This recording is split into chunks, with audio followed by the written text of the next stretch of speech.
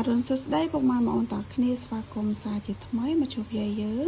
នៅព្រឹកនេះដែរយាយយើងមានតម្រុយថ្មីសម្រាប់ពុកម៉ែបងប្អូនទស្សនានឹងមើលកំសាន្តលេសម្រាប់ថ្ងៃទី11ខែ6 2025តម្រុយរបស់យាយគឺមានប៉ុណ្ណឹងហើយយាយក៏មានសុបិនយាយជូនពុកម៉ែបងប្អូនស្ដាប់កំសាន្តដូចគ្នាតាមមុននឹងនិយាយសុបិនយាយក៏សូមតង់ពុកម៉ែបងប្អូនដែលចូលរួមទស្សនាទាំងអស់គ្នានេះកុំភ្លេចជួយចុចពាក្យ like share subscribe ឬក៏ដល់ channel យាយម្នាក់មួយផងមកណាចាឬក៏ចង់បានតម្រុយតាមមកកុំភ្លេចចុច link ដែលយាយដាក់លើ comment ហ្នឹងទៅចានៅទីនោះមានទទួលកត់ពុកម៉ែបងប្អូនណាតោះចាំពុកម៉ែបងប្អូនចូលស្ដាប់សុបិនយាយយប់នេះយាយសុបិនឃើញចាបរោះម្នាក់ចាសស្គូឲ្យឃើញយាយហ្នឹងយកដៃ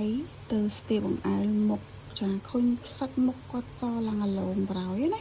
ហ្នឹងហើយឃើញសាច់គាត់ស្អាត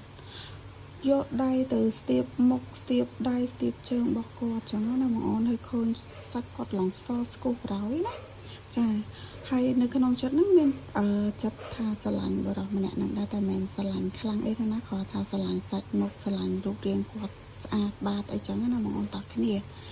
ហ្នឹងហើយអញ្ចឹងយាយក៏កាត់យក58 59ខ្សែកុដ49 45 8 59 9ខ្សែកុដ